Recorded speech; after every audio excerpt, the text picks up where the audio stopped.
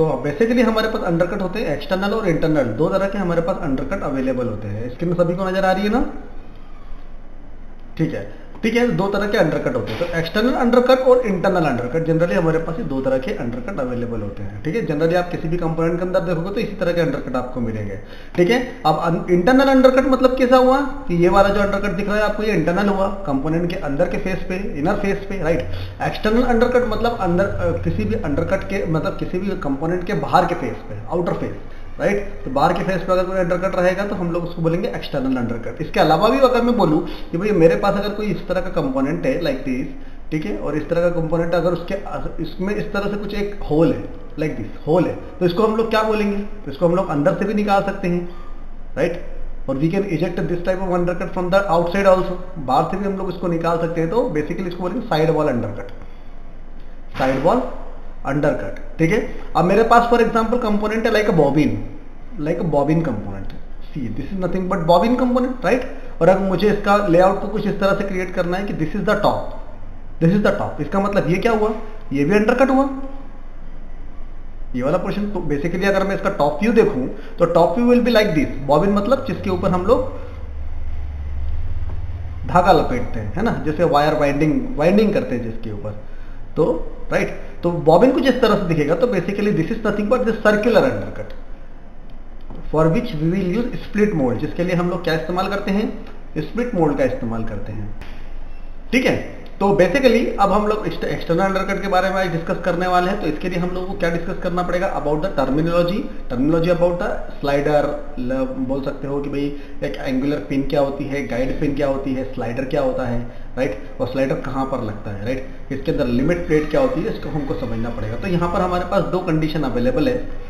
ठीक है, एक होता है before the opening of mould, right, and after the opening of mould. जब मेरा कैविटी वाला पोर्शन जो है, फिक्स हाफ वाला पोर्शन जब ऊपर जाएगा, या फिर आप बोल सकते हो मूविंग साइड वाला जो पोर्शन है वो नीचे की तरफ मूव करेगा, तब क्या पोजीशन होगी? This is the close position, मतलब अंडरकट यहाँ पर क्या है? फॉर्म है, कंप्लीट है।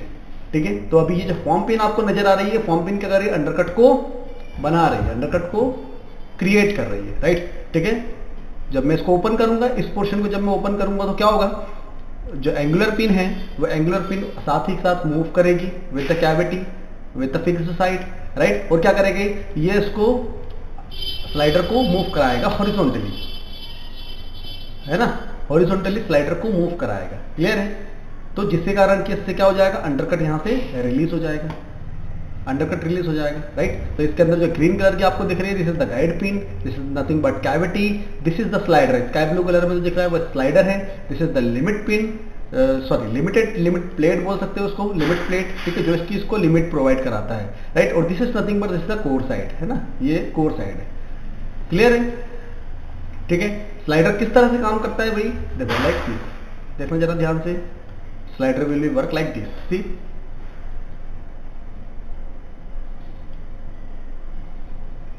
Basically this is forming external undercut. ठीक है, अब इसके अंदर एक चीज ध्यान में रखने वाली बात है, देखो ये जब मूव कर रहा है तो मूव कितना कर रहा है भाई? From this point to this point, right और रॉन्ग? इस पॉइंट से लेकर इस पॉइंट तक ये मूवमेंट कर रहा है, राइट। अब इसको बेसिकली यहां पर जो इसके पीछे वाला साइड है, ठीक है, तो इसमें भी हमको इतना ही डिस्टेंस देना पड़ेगा। देखिए एक बार, इतना ही डिस्टेंस पीछे भी होगा, सी, यही डिस्टेंस पीछे होगा। मतलब बेसिकली आप बोल सकते हो कि इसके पीछे हमको कितना क्लियरेंस देना है भाई? इसके पीछे हमको उतना ही क्लियरेंस देना है जितना हमारा क्या है? स्ट्रोक है, जितना हमारा स्ट्रोक है। ठीक है, वो किसके ऊपर डिपेंड करेगा? Depending upon the angle, angle के ऊपर डिपेंड करेगा। लेकिन जनरली हम लोग स्लाइडर के लिए जो एंगल लेते हैं या फिर एंगुलर पिन के लिए जो एंगल लेते हैं वो 16 डिग्री से लेकर 20 डिग्री के आसपास आप ले सकते हैं। यू कैन टेक 16 डिग्री से लेकर 20 डिग्री के अंदर आप ले सकते हो। एंगुलर पिन के लिए जो एंगल होता है या जो कैम पिन के लिए जो एंगल होता है वो 16 डिग्री से लेकर 20 डिग्री तक आप ले सकते हो। क्लियर है? इसके हाँ 20 बिल्कुल 25 डिग्री से ज़्यादा नहीं लेना है। मैं तो जनरली आपको बता रहा हूँ, जब आपको स्टैंडर्ड देखोगे ना तो आपको स्टैंडर्ड में 16 से लेकर 20 डिग्री तक के एंगल आपको मिल जाएंगे। जनरली बोला जाता है 18 डिग्री, ठीक है, but depending upon the calculation we can not take the more than 25 degree. 25 degree से हम लोग ज़्यादा नहीं ले सकते। 25 डिग्री से ज़्यादा क्यों नहीं ले सकते? What is the reason behind it?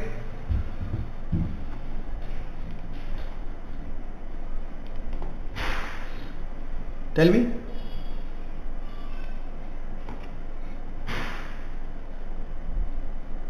Force apply होगा, वेरी गुड। ठीक है, क्योंकि देखो क्या है, जैसे फॉर एग्जांपल ये मान के चलो ये मेरा सेंटर एक्सेस है, ये मेरा सेंटर एक्सेस है, राइट। चलिए सेंटर एक्सेस को एक बार फिर क्रिएट करते हैं, 1 minute. See this is nothing but this is the centre axis. Okay, ये सेंटर एक्सेस है। और अगर यहां से मैं एक एंगल लेता हूं, for example this is the angle, तो ये जो एंगल है मेरे पास मान के चलो 18 डिग्री का है। How much? 18 डिग्री। तो अगर मैं बोलूं कि इस पॉइंट से लेकर इस पॉइंट तक के ऊपर कितना फोर्स लगेगा वर्टिकली, अगर मैं बोलूं कितना फोर्स लगेगा, देखो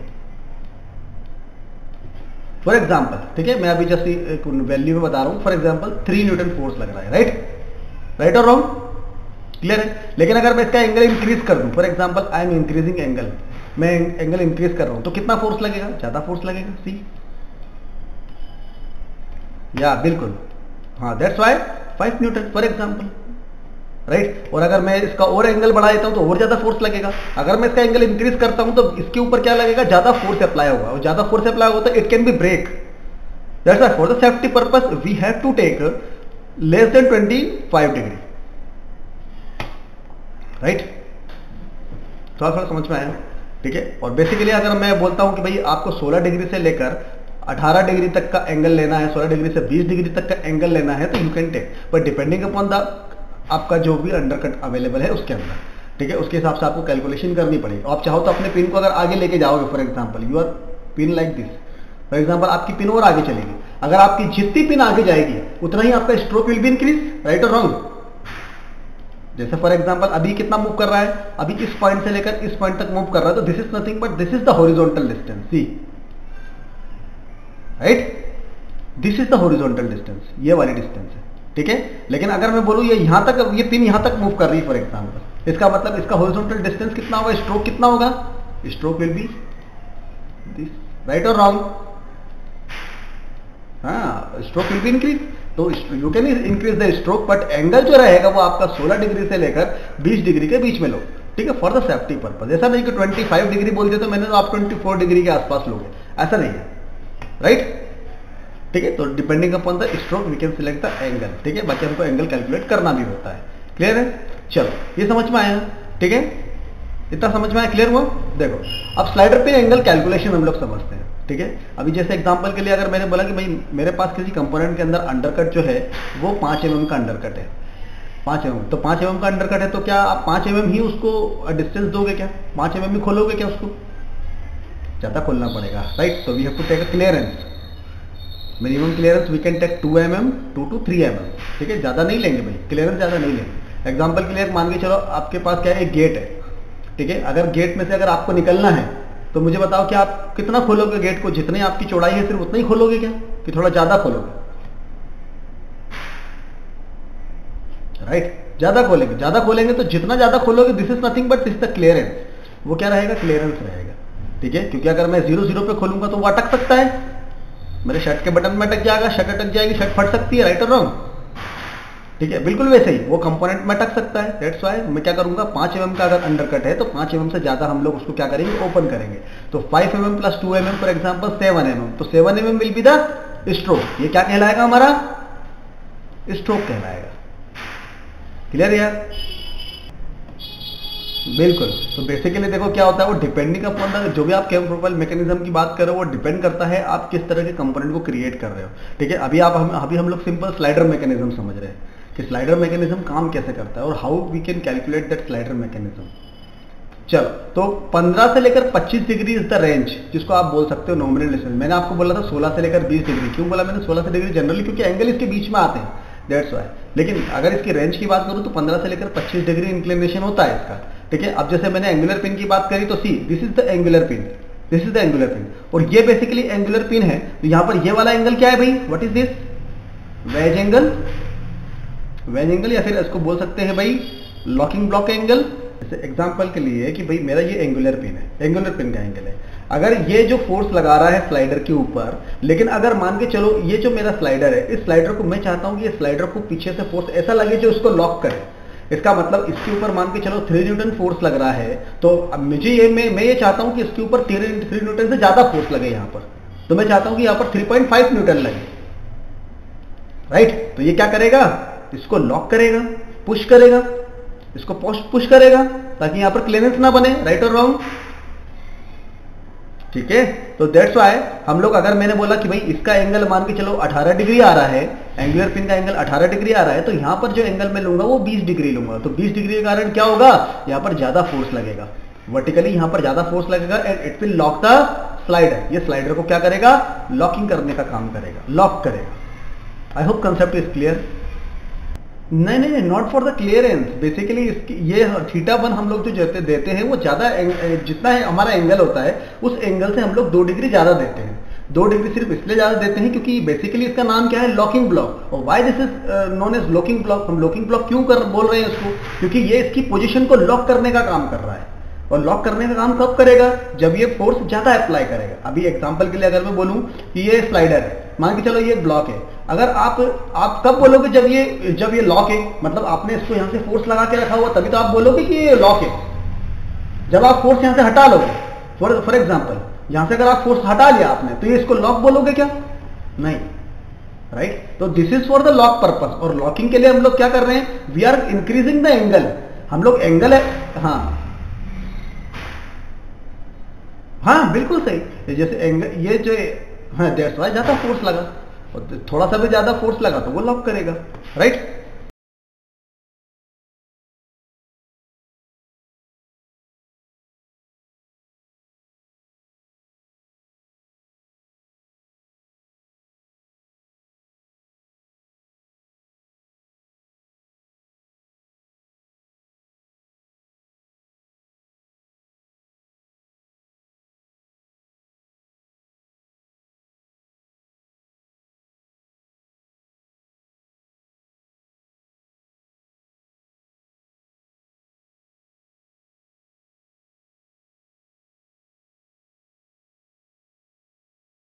नहीं, 20 mm मैंने आपको बताया था कि जब हम लोग पिलर की जब कैलकुलेशन करते हैं, डायमीटर की कैलकुलेशन करते हैं, तो डायमीटर की कैलकुलेशन किसके ऊपर डिपेंड करती है, length of the shaft and the weight of the mould, right. तो लेंथ ऑफ द शाफ्ट और वेट ऑफ द मोल्ड मतलब वेट के ऊपर डिपेंड कर रहा है कि भाई कितने केजी का उसके ऊपर वेट पड़ रहा है। इसका मतलब अगर 20 mm के ऊपर अगर उसका डायमीटर निकल रहा है, इसका मतलब आपका जो स्लाइडर है वो बड़ा है, भारी है। अब स्लाइडर अगर भारी है तो आप नॉर्मल मटेरियल का इस्तेमाल करोगे तो क्या उसकी लाइफ रहेगी क्या इतनी, नहीं रहेगी। Then that's why we have to applied guide pin material. जो गाइड पिन का मटेरियल होता है like EM31, we have to use this material for the guide pin का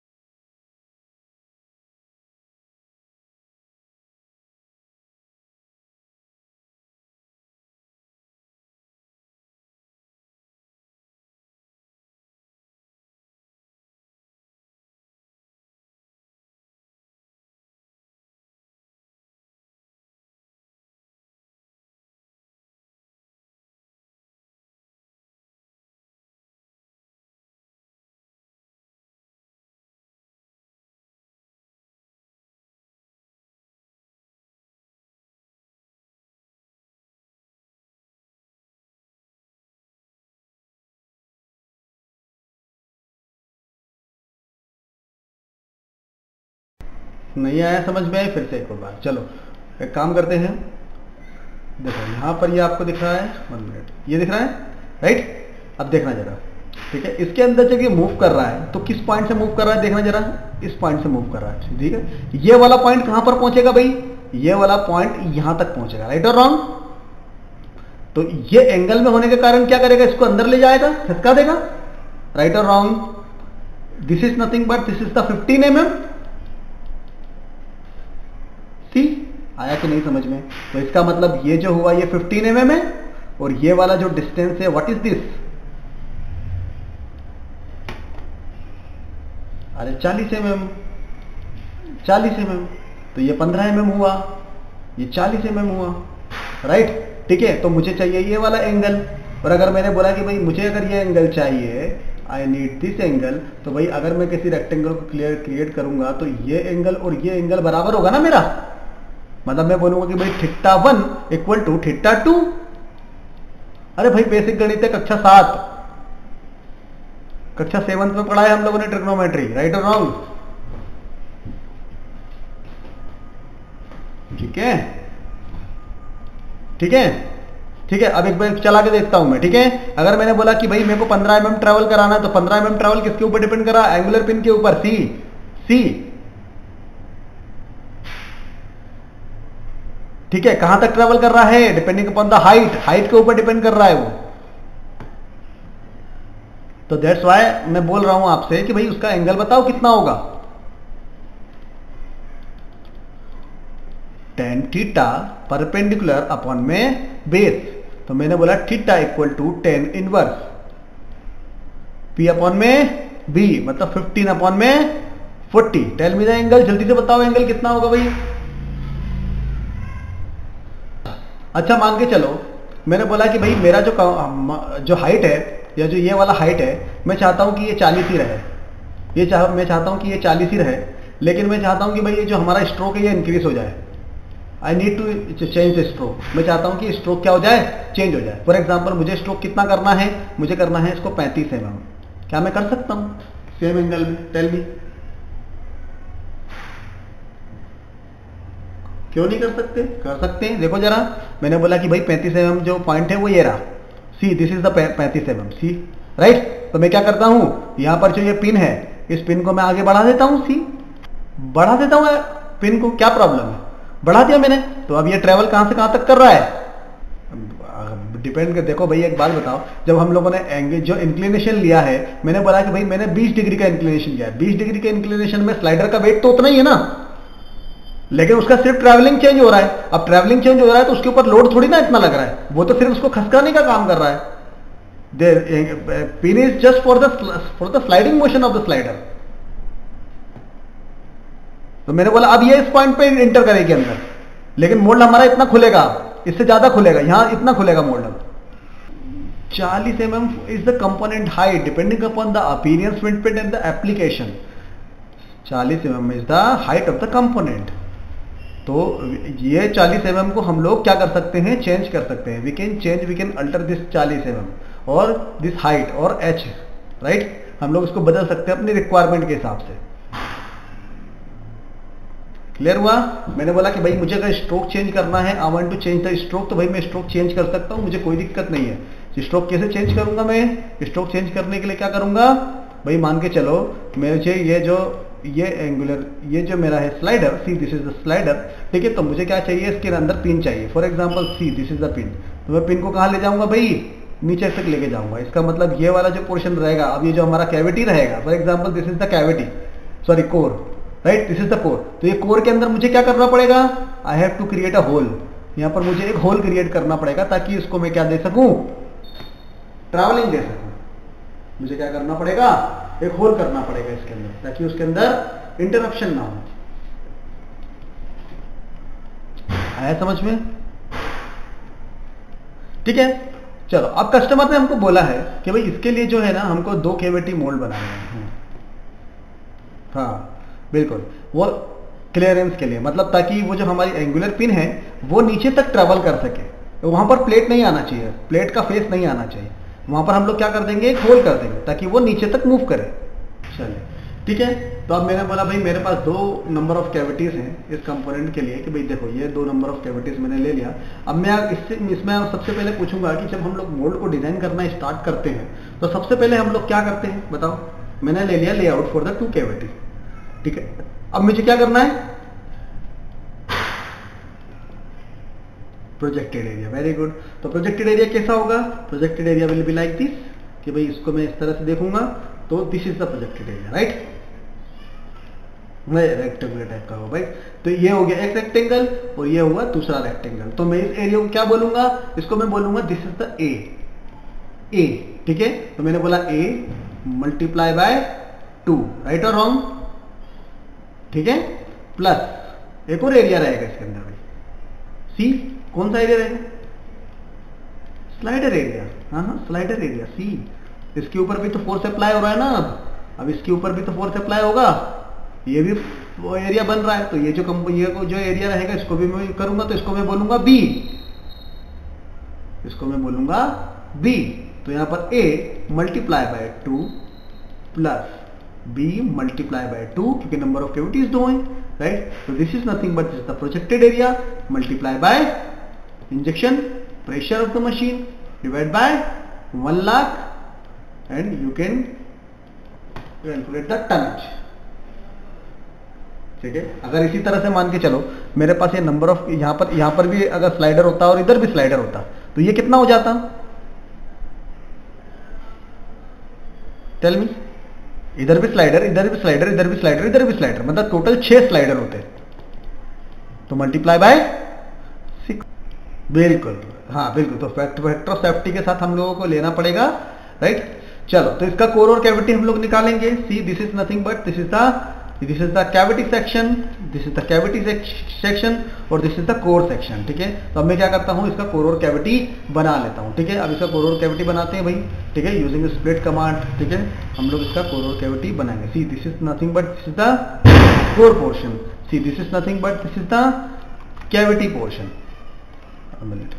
ठीक है, this is the cavity portion, ठीक है। अब जब अगर मैं बोलूंगा भाई कैविटी पोर्शन, तो कैविटी पोर्शन में से अगर मैं इसको निकालना चाहूं तो अभी ये निकल पाएगा क्या, it will stuck into the cavity, ये कैविटी में निकल चला जाएगा। तो this is nothing but this is the undercut, that's why we are using slider here, इसलिए हम लोग स्लाइडर का इस्तेमाल कर रहे हैं, हम लोग स्लाइडर का इस्तेमाल कर रहे हैं। तो यहां पर हमेशा एक याद रखना एक चीज कि देखो भाई जब हम लोग स्लाइडर बना रहे हैं तो स्लाइडर बेसिकली किसमें से निकल रहा है, स्लाइडर निकल रहा है किसमें से, कैविटी में से ही हम लोग काट के निकालेंगे, ठीक है। तो basically slider is nothing but it is the part of the cavity, ये क्या है भाई, कैविटी का ही पार्ट है, ठीक है। Slider is the part of the cavity, note कर लो ये चीज, राइट, ठीक है। तो मैं यहां से इसको हटा देता हूं, ठीक है। तो हमारे कोर में कोई प्रॉब्लम नहीं है, कोर आसानी से निकल जाएगा, लेकिन पार्ट और the component will be stuck into the cavity, that's why हम लोग क्या बनाएंगे इसके लिए, हम लोग इसके लिए स्लाइडर बनाएंगे। चलो मोल्ड बेस क्रिएट कर लेते हैं पहले, इसके लिए मोल्ड बेस क्रिएट कर सकते हैं, कोई प्रॉब्लम नहीं है, राइट। चलो सी मोल्ड बेस में तो किसी को कोई प्रॉब्लम नहीं है, मोल्ड बेस तो आसानी से बना लोगे भाई सभी, ठीक है, वेरी गुड, ठीक है। क्योंकि उसकी बेसिक कैलकुलेशन है वो समझ में आना चाहिए आपको, वो बहुत ज़्यादा जरूरी है, ठीक है। अब जैसे मैंने अभी ये कर लिया, सी this is nothing but like this, C this is the complete mould base, ठीक है। तो ये हमारा कंप्लीट मोल्ड बेस बनके तैयार हो गया। अब इसमें से मैं क्या करूंगा स्लाइडर को काटेंगे हम लोग, ठीक है। इसके लिए मैं क्या बनाऊंगा, एक स्केच क्रिएट करता हूँ, ठीक है। यहाँ पर बाहर मैंने एक स्केच किया लाइक दिस, ठीक है। सी this is the sketch, this is the sketch. अगर मैं यहाँ पर अगर ये वाला स्केच लेता हूँ, ये वाला स्केच सही रहेगा क्या, नहीं, इसके सही नहीं रहेगा।